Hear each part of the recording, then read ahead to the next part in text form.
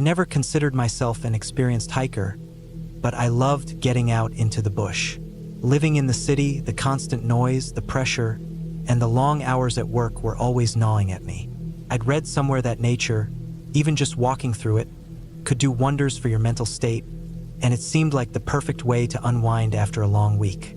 So, when I woke up on that Saturday morning, feeling the weight of the past week's stress hanging over me, I figured a nice walk in the woods would be just what I needed. I didn't think too much about it, really.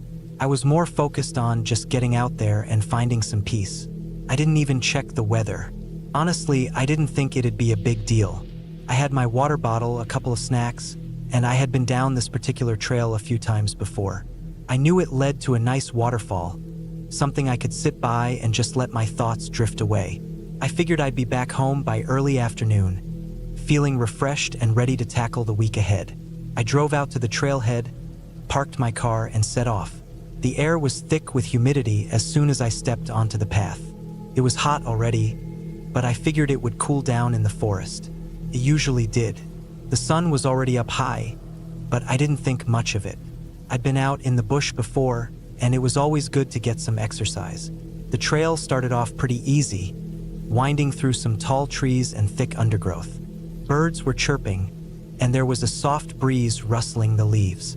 It was calming at first, but the deeper I went into the bush, the more I realized how sweltering it was. By the time I reached the point where the trail began to descend, I could feel sweat dripping down the back of my neck, soaking through my shirt.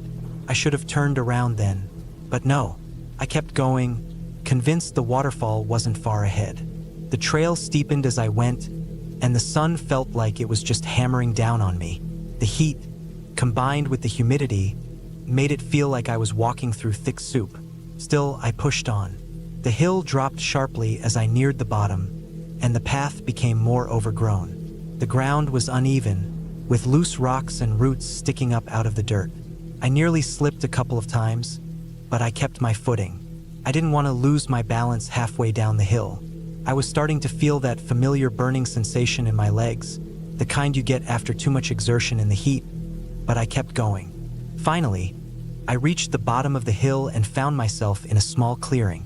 A few bushes and shrubs were scattered around, and the air was thick and still. The heat hit me harder here, and there was no breeze to help cool me down. I wiped my forehead and looked around.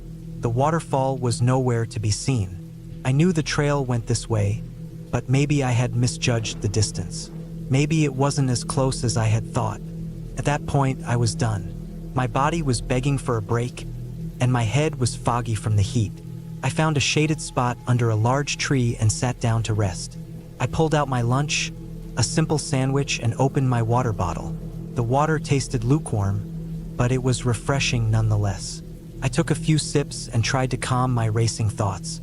I had only packed enough for a short walk, and now I was too far in to be comfortable turning back just yet. I'd sit here for a while, smoke a joint to relax, and then head back. I leaned back against the tree, closed my eyes, and let the sounds of the bush surround me. It was peaceful at first, but as the minutes dragged on, I began to feel the weight of my situation. The longer I sat there, the more I realized how hot it was, how tired I felt, and how far away my car seemed. I glanced at my watch, 11:45 a.m. Great, it wasn't even midday yet, and I was already too wiped out to think straight. But the idea of heading back up the hill was daunting. I wasn't sure I had enough energy to make it back up, and the last thing I wanted was to risk overheating halfway up that steep incline. I tried to put it out of my mind and decided to eat the muesli bar I had left, along with the apple. Maybe the energy would help. The heat, however, seemed to sap it all away instantly. I drank more water, but it didn't seem to be enough. I felt like I needed a gallon of cold water, not just a few sips here and there. As I sat there, still trying to gather the will to get up, I noticed something odd in the corner of my eye. There, just beyond the trees, was a small wooden sign.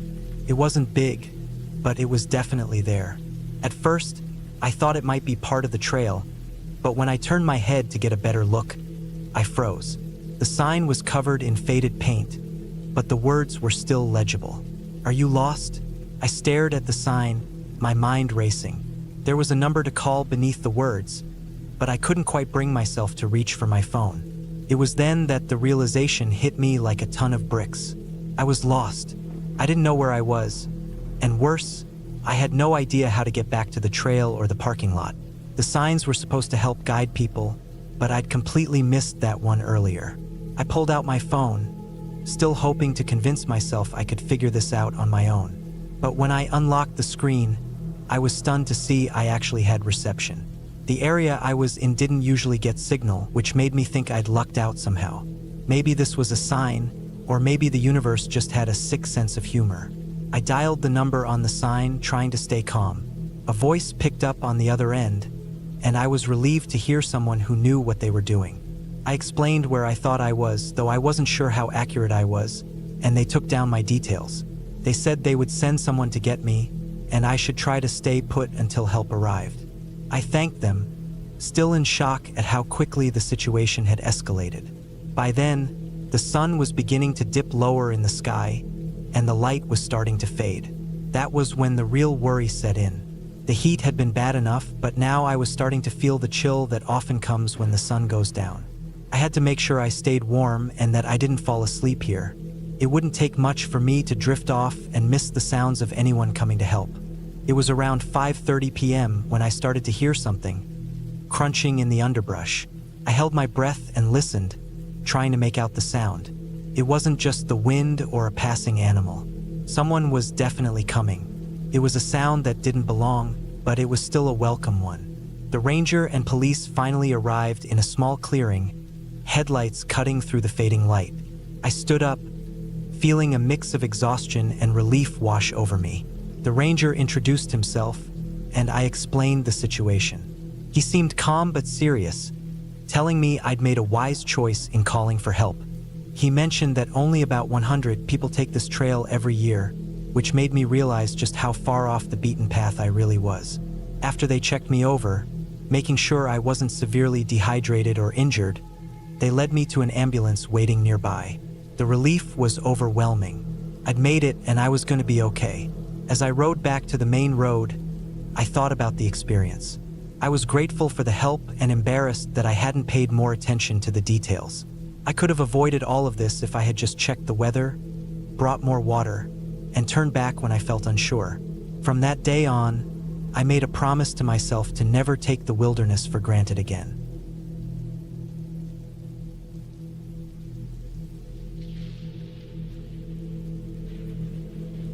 It was supposed to be a peaceful hike. The sun was still high in the sky.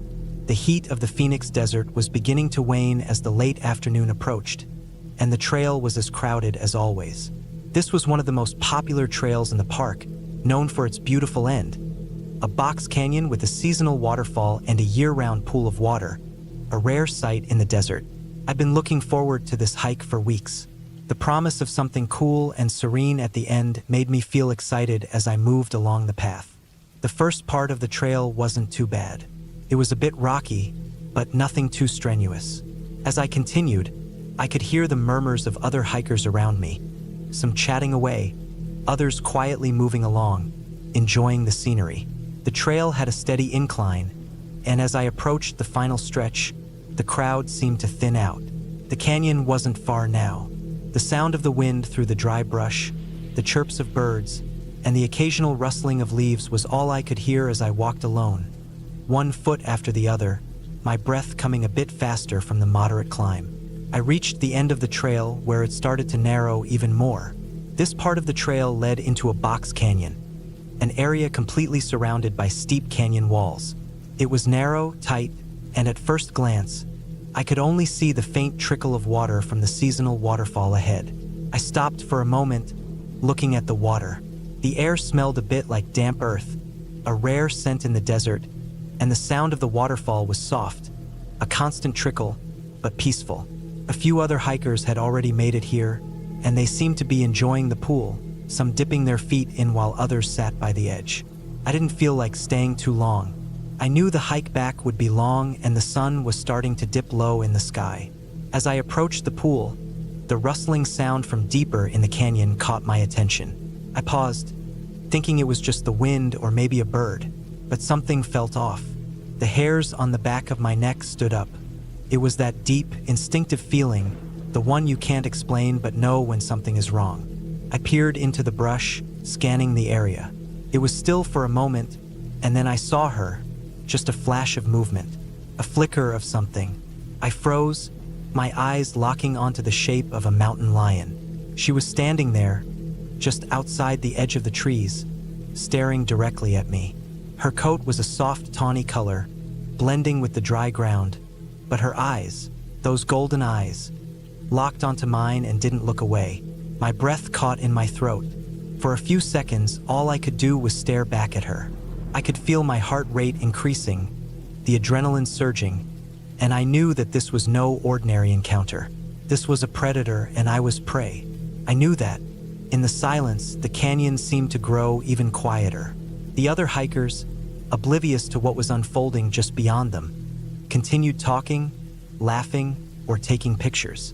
But I couldn't tear my eyes away from the lion. She didn't move at first, just watched me. Her posture was tense, like she was weighing her options. Her body was low, almost crouched, but not quite. Her tail flicked slightly, her muscles rippling under her coat as if she were ready to spring. Yet she held still. I knew the rules. I'd read about encounters with mountain lions before. Don't run. Don't turn your back. Make yourself look bigger. Speak calmly but assertively. But in that moment, all of that advice left my brain. The only thing I could think was that I needed to get out of there. Fast. I didn't know what to do. It was a box canyon, which meant there was no escape route other than the trail I had just walked down. The same trail that led directly back to where the lion was standing. I didn't have a choice. I couldn't outrun her. I couldn't outsmart her. All I could do was run, hope I made it, and pray that she didn't decide I was too easy of a target. Without thinking, I turned around and started running. I didn't stop to glance back, didn't take a second to check if she was following me. I just ran. The gravel and dirt crunched under my boots as my legs pumped hard, desperate to put distance between me and the mountain lion. I knew this wasn't the right thing to do. I'd read it, I'd been told it, but in that moment, fear had taken over. All I could focus on was getting back to the safety of the wider part of the trail, out of the narrow canyon, and away from her. My lungs burned, but I didn't care. The ground beneath my feet seemed to shift as if the earth itself was trying to swallow me. I ran faster, but I kept my senses alert. I didn't know if she was behind me, but I couldn't stop. I could feel the weight of the decision I'd made, each step feeling heavier than the last. I could hear my own breathing, my heartbeat hammering in my ears, but there was no sound from behind me, no crunch of paws on the dry earth, no growl or low hiss, just my frantic movement as I pushed harder, faster, through the canyon. The trail was steep, rocky, and narrow, but I didn't care. I just had to make it to the wider area where the other hikers were. Maybe I could get help. Maybe I could find someone who knew what to do. I pushed past a few boulders, the sharp rocks scraping my hands and legs as I stumbled. But I didn't slow down. The world around me seemed to blur as I made my way back down the path, weaving through the rocks. The trail was a blur of jagged edges and sudden turns, but I didn't care. The thought of her, the mountain lion, still burned in my mind. What if she was following me? What if she was going to attack? Finally, I rounded the bend and the canyon started to open up. I was nearly out of the narrow, constricting passage. My pace began to slow, but I didn't stop. The trail was wider now, less claustrophobic. I could hear the distant chatter of other hikers, the sound of a group gathered at the waterfall. I could see them now, their voices, the laughter, all of it reminded me that I was close to safety. I didn't stop until I reached the wider part of the trail, and even then, I didn't look back. I slowed to a walk, my body trembling from the adrenaline. My legs were like jelly, my chest heaving as I tried to steady my breath. I didn't know what I would have done if the lion had decided to follow me. I didn't want to think about it. When I finally made it back to the main trail, I found myself surrounded by a group of hikers who were still chatting, unaware of the danger I had just faced. I stood there for a while, trying to catch my breath, trying to calm my racing thoughts. I didn't want to scare them, But I also didn't know how to explain what had just happened. How could I explain that I had just come face to face with one of the most dangerous predators in North America and had barely escaped? I kept walking, my mind racing, my body still in a state of shock. The hike back felt longer than the hike in, every step heavy, every sound making me tense. I kept looking over my shoulder, but there was nothing. No sign of her, no sounds of paws following me. The only sounds were the wind in the trees and the occasional chatter of hikers on the trail. By the time I reached the parking lot, the sun was lower in the sky, casting long shadows across the desert. The parking lot was almost empty now, with just a few cars left. My heart was still pounding in my chest, but the fear was starting to wear off, replaced by a strange sense of relief. I'd made it. I had survived. I knew I had done everything wrong in that moment. I had run when I shouldn't have. I had let fear control me, but somehow I had made it out okay. There were no signs of the lion, no sound of her stalking me from behind. I'd gotten away.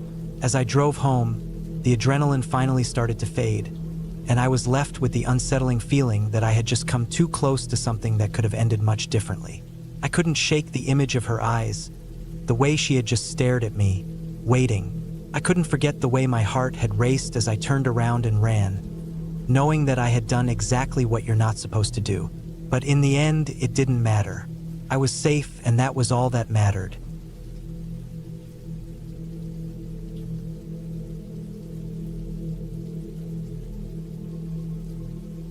It had been a long day of hiking. The Appalachian Trail, like it always did, had tested my endurance with its seemingly endless switchbacks and relentless ups and downs. I was section hiking through an area known for its black bears, which always added a layer of unease to the experience, but I loved it nonetheless. Nature in its purest form, no distractions, just the rhythm of the trail and the sound of the wind through the trees. I had pushed a few extra miles past my original destination for the night, figuring I could make it to a campground further along the trail. I wasn't in a rush, but I liked the idea of having a solid, designated site where I wouldn't have to worry about finding a good spot to set up. By the time I arrived at the campground, it was starting to get dark, and I had barely enough energy to do anything other than set up camp and get ready for bed. The ranger at the entrance booth, an older guy with graying hair and a thick beard, gave me the usual spiel about checking in, making sure my food was properly secured, and not leaving anything out overnight. He also mentioned there had been more bear sightings than usual around that area. Apparently, a fallen apple tree nearby had drawn the bears in, and there had been some issues with people leaving food at campsites, making it worse. He advised me to be extra cautious. I filled out my site tag and made my way down the trail to where the campsites were located. As I was walking through the trees, I spotted a couple of black bears in the distance. They were rooting around in the underbrush, not paying me any attention, but I still couldn't help but feel a bit of tension rise in my chest. The ranger had mentioned the apple tree, and I thought about that as I made my way to my designated site. At least they seemed to be far enough off, but I couldn't help but wonder if they'd be around later. I set up my hammock near the edge of the site, with a good view of the forest and the trail behind me. I always preferred sleeping in my hammock, despite the risks. It was just more comfortable for me than a tent, even though I had to be more careful about keeping my food in the bear box. Once my hammock was up, I hung my food bag high, double-checked everything, and decided to take a few moments to relax before heading to bed. I sat down, pulling out a book and letting the cool evening air wash over me. As the evening grew darker, I slowly started to nod off, the quiet hum of the forest lulling me into a sense of calm. I had no idea how long I had been asleep when I was suddenly woken by the sound of something moving underneath my hammock. It was heavy, thudding footsteps that shook the ground beneath me. I held my breath, my heart racing, trying to figure out what was happening. It was the kind of feeling that made you instantly aware of every sound, every small shift in the air around you.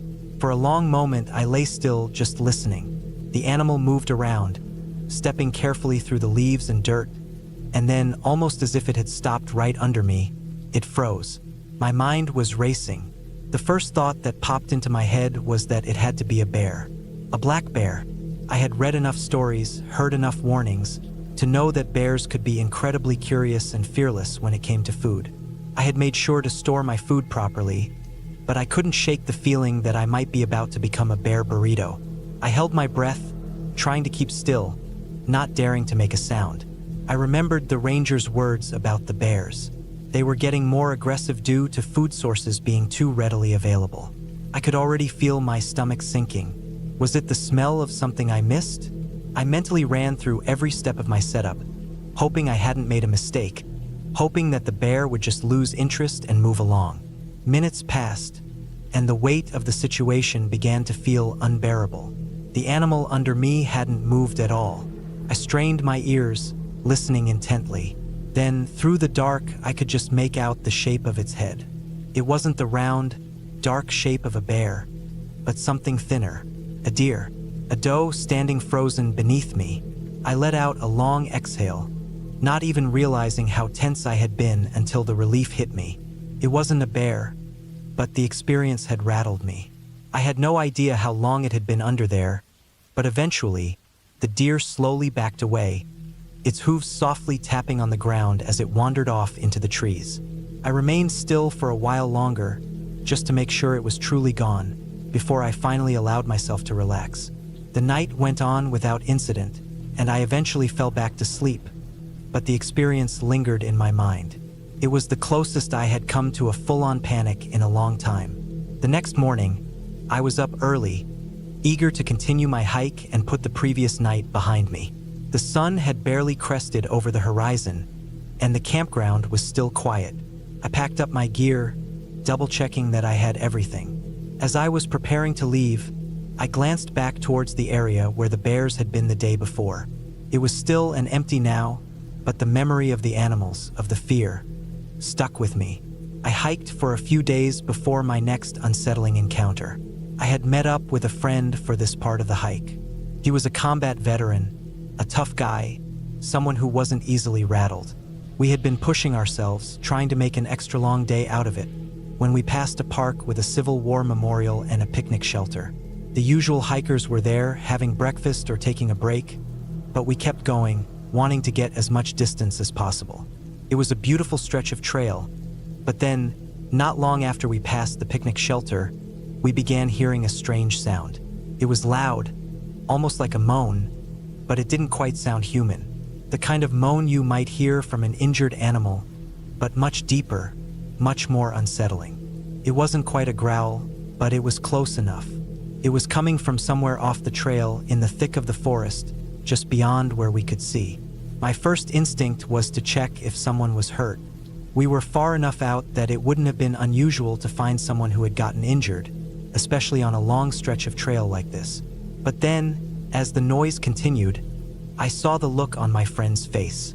He was quiet, and for a moment he looked like he had seen a ghost. I didn't ask him anything. He didn't need to say it. He had been in combat situations and he had seen a lot of terrible things, but whatever that sound was, it had shaken him. "That's not human," he said finally, his voice low and tense. We kept walking, hoping it was just some animal we hadn't yet seen, but the noise followed us. It didn't seem to get closer, but it didn't fade away either. It was constant, haunting, like something trapped in the woods with us. We hiked on in silence, both of us too uneasy to speak. The sound continued for several more miles, fading in and out as we made our way along the trail, but we couldn't shake the feeling that it was still there, somewhere behind us, echoing in the distance.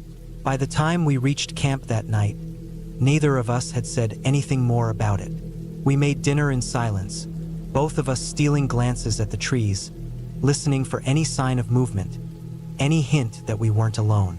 My friend never admitted it, but I could tell that whatever had made that sound had left him on edge. We both knew it wasn't just an animal, and we were left with the lingering question of what it had been. The next day, we decided to keep moving, heading further along the trail. We made it through the rest of our hike without incident, but the moaning sound stayed with me. We never figured out what it was. My best guess is that it was a dying animal, maybe a deer or a wild boar. Something big, something that could make a noise like that, but we'll never know for sure. We never heard it again, and eventually the tension faded, replaced by the usual rhythm of the trail. But that noise, it will stay with me. It was the kind of sound that you can't unhear, one that seeps into your bones and lingers long after the moment has passed. And in a way, it served as a reminder. No matter how familiar you become with the trail, there are always moments when you're reminded that you're just another animal in the woods, at the mercy of the land, the creatures that roam it, and the sounds that make you question what you know about the world around you.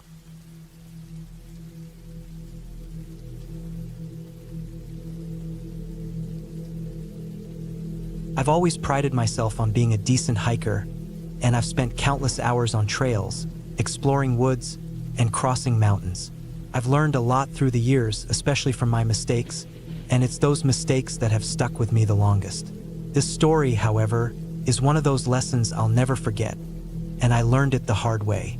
The day started off normal enough. I had already done a good hike earlier in the morning, about a 5-mile stretch that went up into the hills and along a ridge. It was a great trail with sweeping views of the valley below, the kind of place where you could sit and lose yourself in the landscape. But that morning was a warm one, and by the time I finished my hike and got back to my camp, I was drained. The sun was high, and the air was thick with heat. I was sweating, my legs sore, and I wanted nothing more than to just lie down and rest for the rest of the afternoon. But after setting up camp and grabbing a quick snack, I felt a strange kind of restlessness. Something in me kept whispering to go out again. Maybe it was the thrill of the outdoors. Maybe it was just boredom.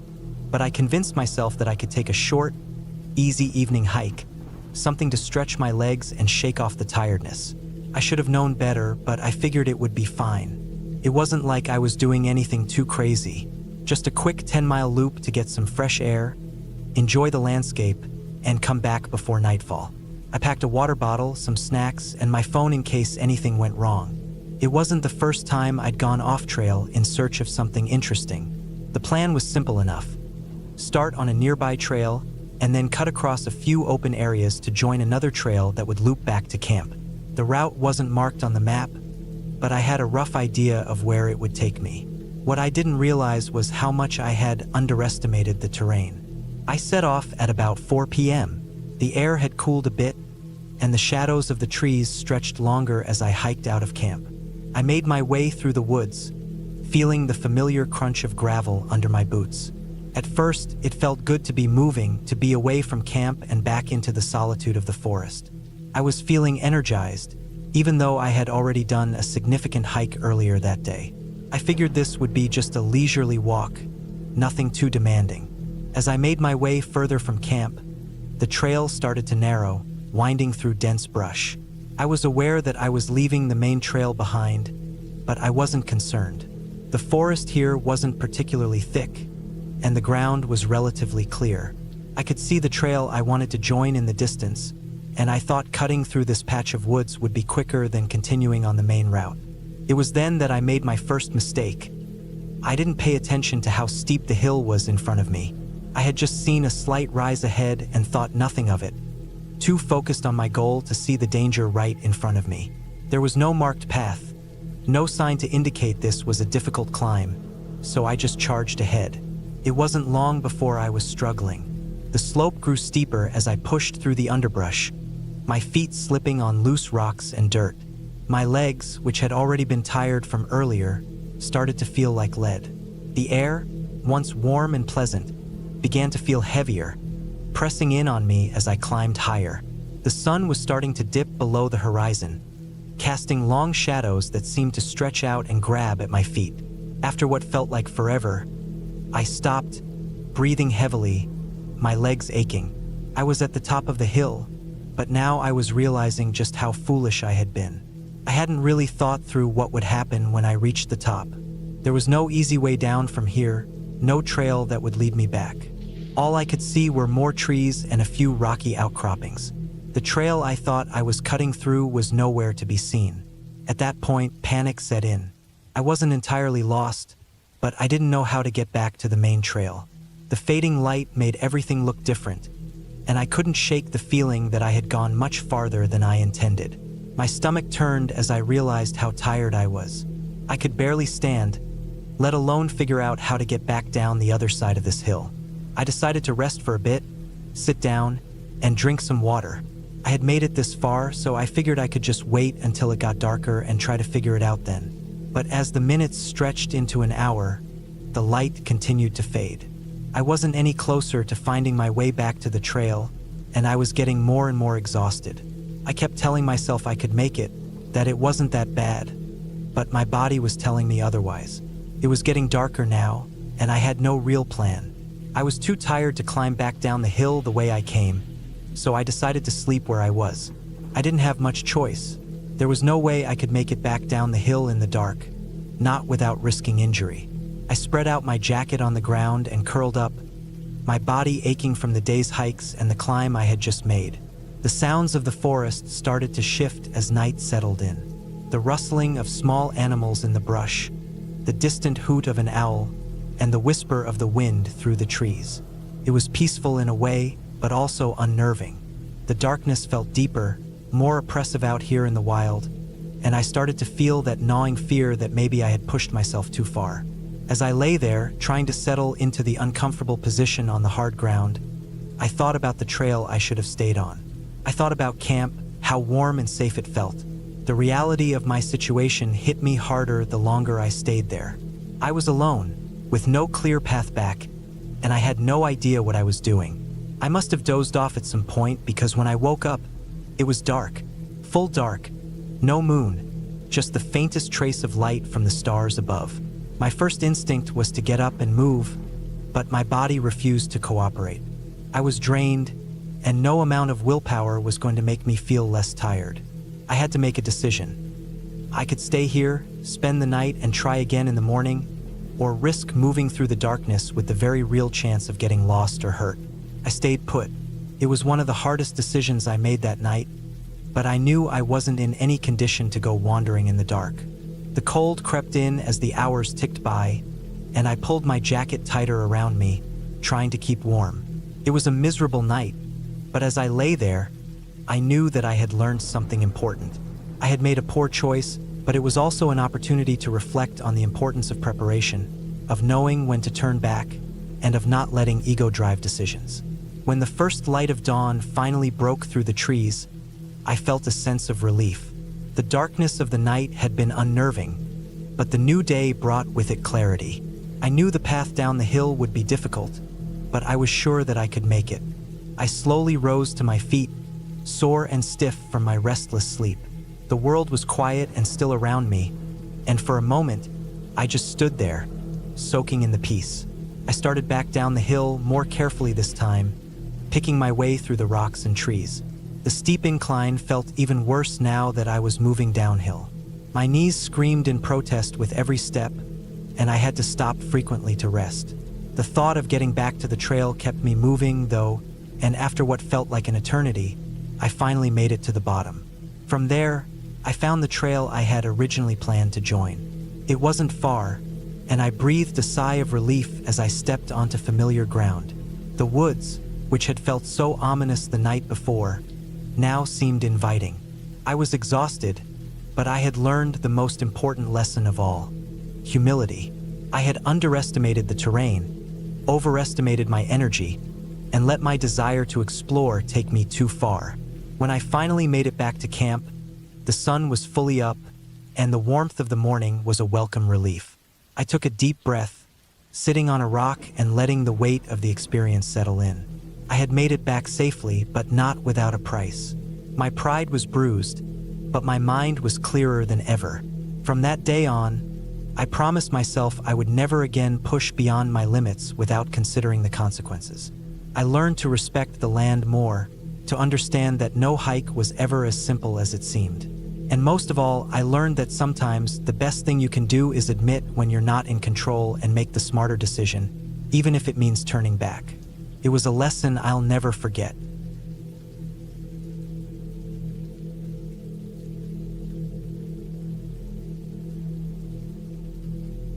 It was one of those bitter January mornings in Saskatchewan, the kind where the cold claws at your skin, and the sky is a dull, unbroken gray, stretching out endlessly. The kind of cold that creeps deep into your bones, gnawing at you no matter how many layers you have on. I was out there alone, hiking a trail through the bush, the kind of place where the trees close in around you, and the silence is so thick it feels like the world is holding its breath. I had a rifle with me, something for protection. There were wolves in these woods, and you never know what other creatures might be lurking. The snow crunched beneath my boots with every step I took, and the air had a sharp, clean smell, like the world was frozen in time. I wasn't planning on going too far, just a quick hike to get my legs moving. My mind was restless, and a few hours in the quiet wilderness would do me good. As I walked, the trees seemed to press in closer, casting long, cold shadows on the snow-covered ground. I had the trail mostly to myself, with no sign of human footprints for miles. It was just me and the bush, which felt both comforting and isolating at the same time. I had rounded a corner, the path narrowing slightly, when I saw it. My breath caught in my throat as I came to an abrupt halt. Not more than 5 feet in front of me was a moose. Its massive body blocked the trail, standing perfectly still. Its dark, deep eyes stared at me, and for a moment, the world around me seemed to freeze. The moose was a giant, its fur dark and matted, the size of a small mountain, and it stood tall and silent, like it had been waiting for me to show up. Its nostrils flared, and I could see its breath, rising in a puff of white smoke into the cold air.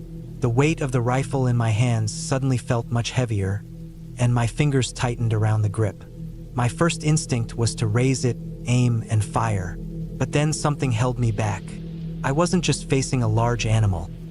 I was facing a creature that could crush me in an instant if it wanted to. The moose didn't seem aggressive, but I knew how unpredictable wildlife could be, especially when surprised. And it wasn't just the moose that I had to consider, it was the consequences of my next move. I slowly raised the rifle, leveling it at the moose's head. I could feel my heart pounding in my chest, and for a brief moment, all I could hear was the sound of my breath in the cold air.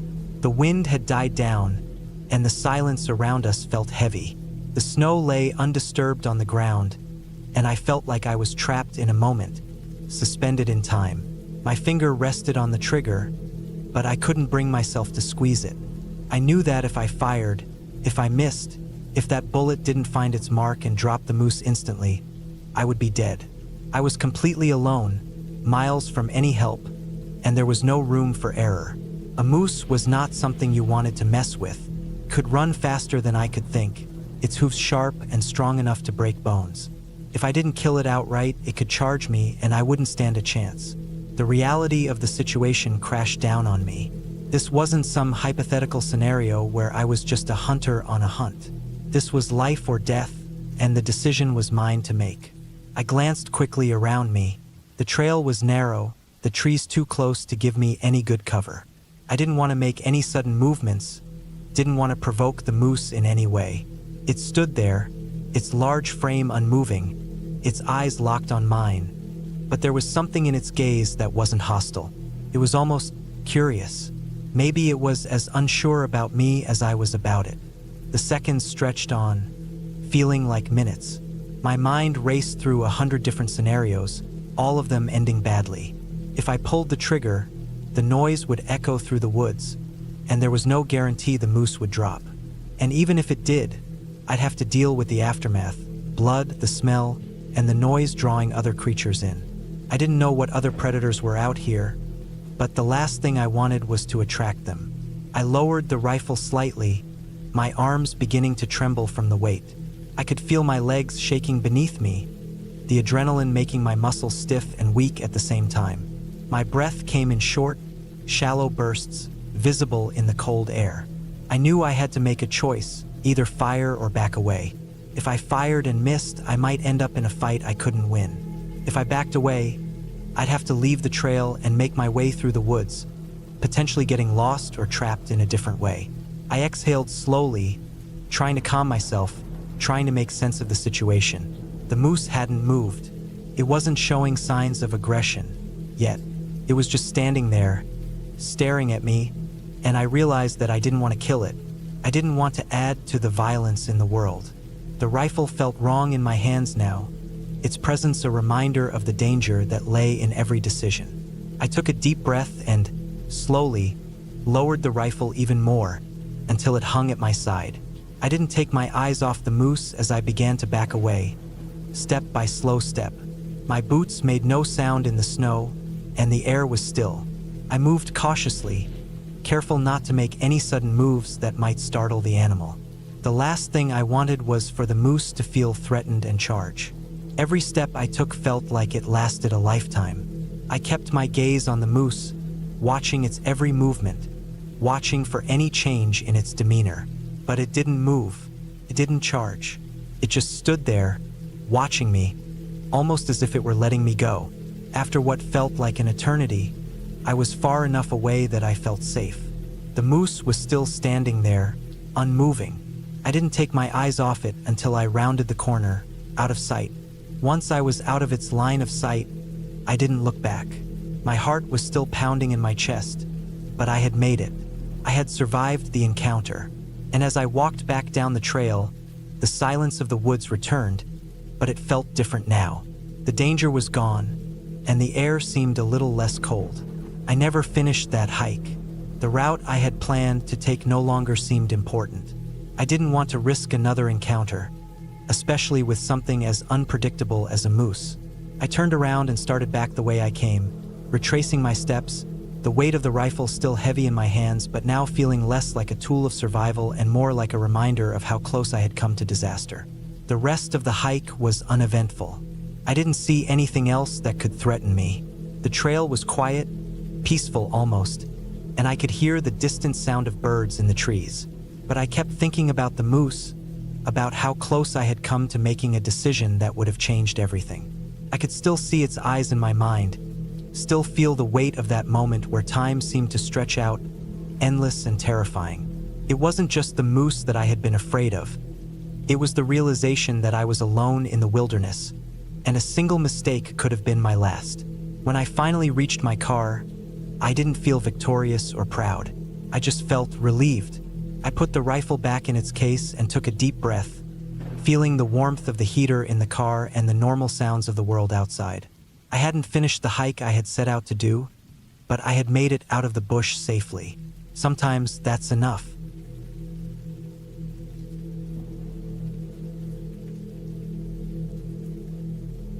It had been a beautiful hike up into the Cascades that morning. The sun was still low in the sky, its warm glow slowly creeping over the mountain ridges, catching the tips of the trees and the mist that clung to the deep valleys. The air was crisp, the kind that made you feel like your lungs were being washed out clean with every breath. The trail, which started as a rough but manageable path, wound its way up through thick trees, the kind of forest that was quiet in that deep way, like the mountains were holding their breath.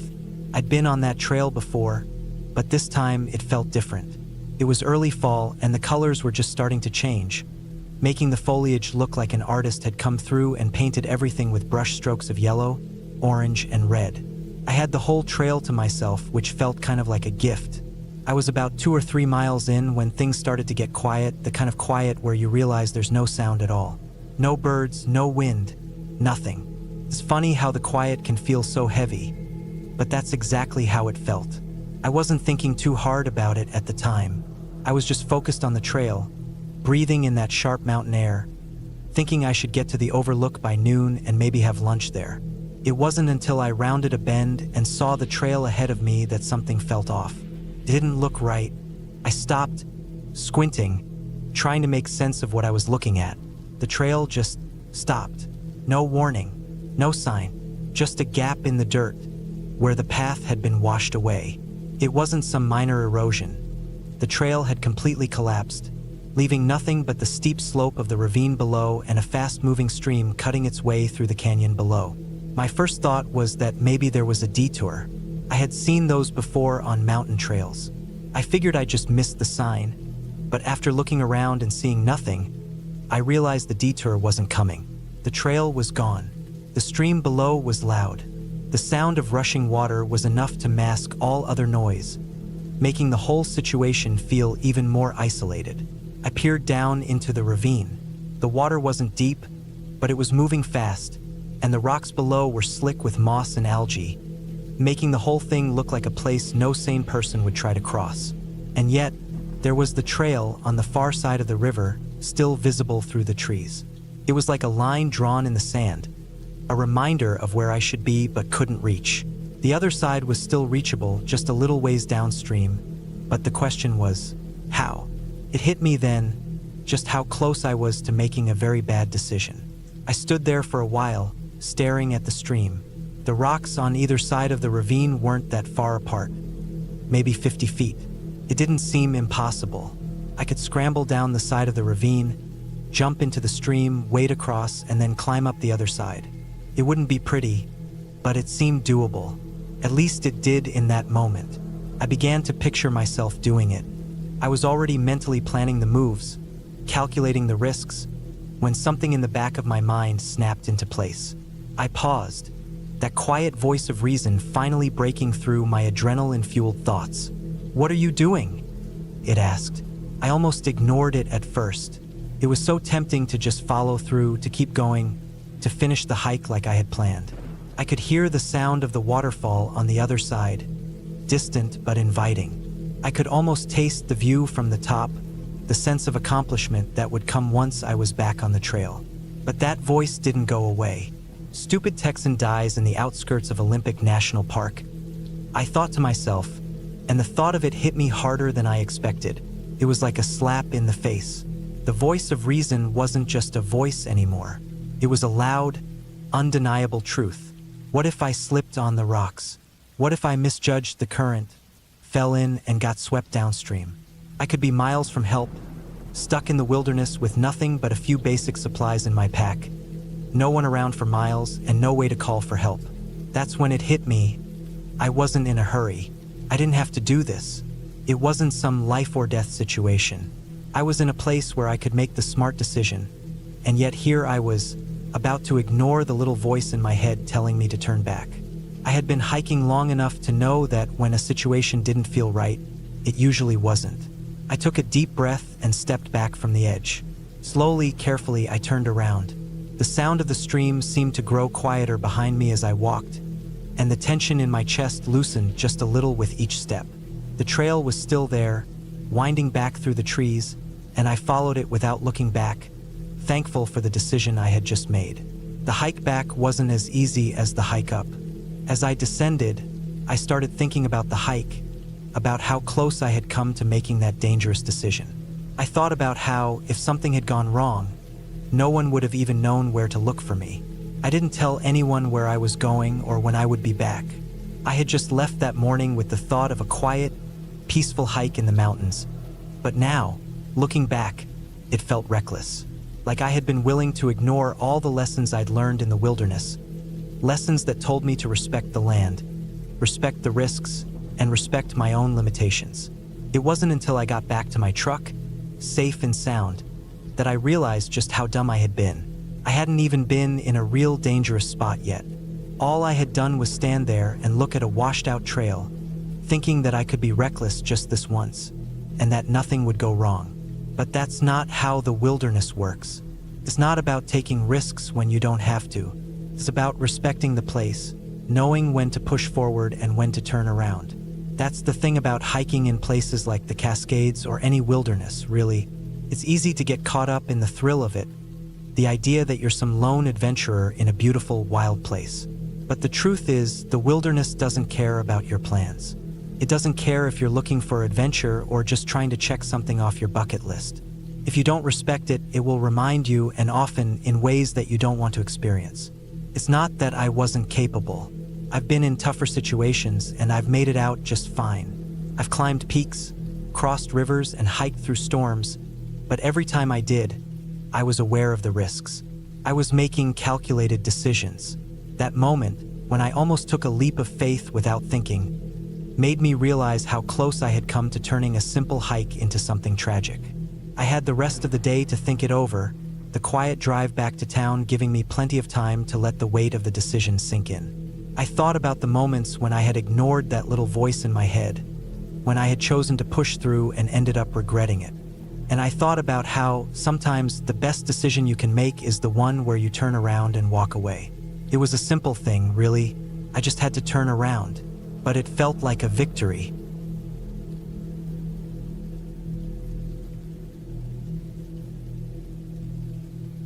It was years ago now, but I still remember it clearly.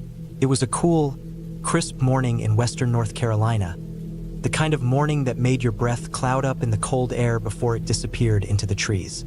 My little Jack Russell pup, Buster, was trotting along beside me, his small legs moving faster than mine as usual, his nose twitching with every new scent in the air. He was a bundle of energy, and that was good, because it meant he'd keep moving and help keep my mind from wandering too far into thoughts about the quiet woods that surrounded us. We had camped the night before, in a small, secluded spot far off the trail, nestled deep in the woods. The kind of place where the only sounds you hear are the wind in the trees, the rustling of leaves, and the occasional scurry of small animals. It had been an uneventful night, nothing but the usual sounds of nature, the crackle of the fire, and Buster curled up next to me in my sleeping bag. The kind of night I would have forgotten about if not for what happened next. I'd woken up early, just before dawn, the sky still dark with the promise of a sun that hadn't quite risen yet. I packed up camp in the near silence of the woods, careful to be quiet so I didn't disturb the peaceful morning. Buster had been eager to get moving, as he always was, so we set out just before 5 a.m., walking through the woods on our way back to the car. The trail was easy to follow, a well-worn path that snaked its way through thick stands of trees and dense underbrush. The woods felt alive, but in a way that only early mornings could capture. Quiet, still, but full of potential. I had about 4 miles left to go, not far at all. My car was parked near a trailhead that I had used to start the hike, and I was eager to get back. The air was still cool, but I could feel the warmth of the day slowly creeping in, the kind of warmth that makes you realize how much you've missed the sun when it's hidden behind the trees. We'd only been walking for about half a mile when everything changed. Out of nowhere, a gunshot rang out, so loud it felt like it had come from right beside me. It was so sharp, so sudden, that I froze in place, my heart hammering in my chest. Buster, who had been trotting ahead of me, let out a high-pitched yelp, a noise I'd never heard from him before.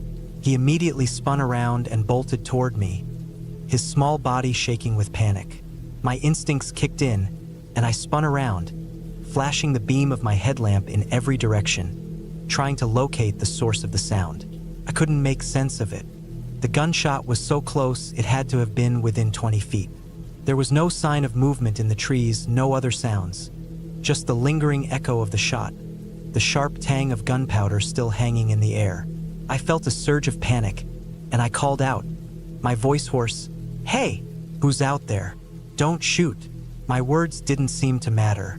No response, not even the faintest rustle in the leaves. The forest was still, unnervingly still. I could hear the sound of my own breathing, and the frantic patter of Buster's paws on the dirt as he circled me, trying to figure out what was going on. I thought about moving, about running back to the car, but I didn't know where the shot had come from, and I didn't want to make myself a target.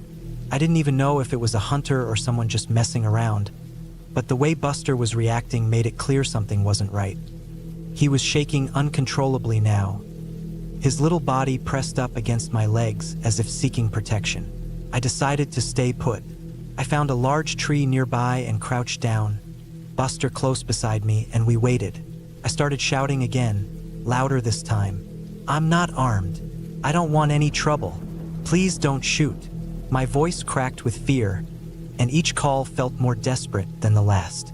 I kept hoping, praying, that someone would respond, that I'd hear footsteps or the crackle of a twig underfoot, something to let me know that whoever had fired that shot wasn't just lying in wait. But there was nothing, no sound. The forest was completely silent, as if it were holding its breath, waiting for something to happen.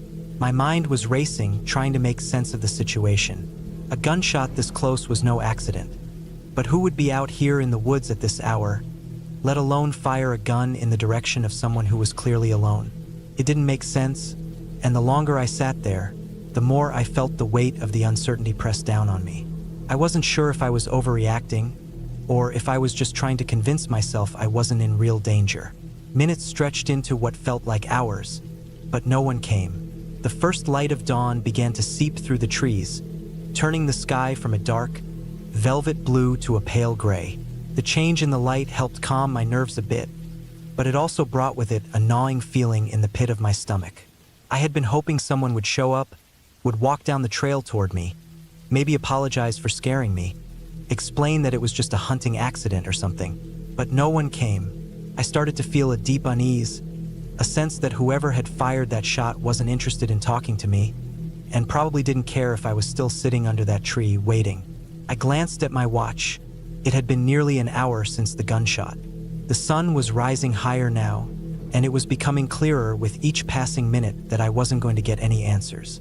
I glanced at Buster, who was still trembling beside me. His usual confidence was gone. He was on edge, his little ears constantly twitching, as if listening for something I couldn't hear. It was then that I realized I had to make a choice. I could stay here, but I wasn't sure what that would accomplish. The woods had quieted down. The air no longer felt as oppressive, but there was still the nagging feeling that I was being watched.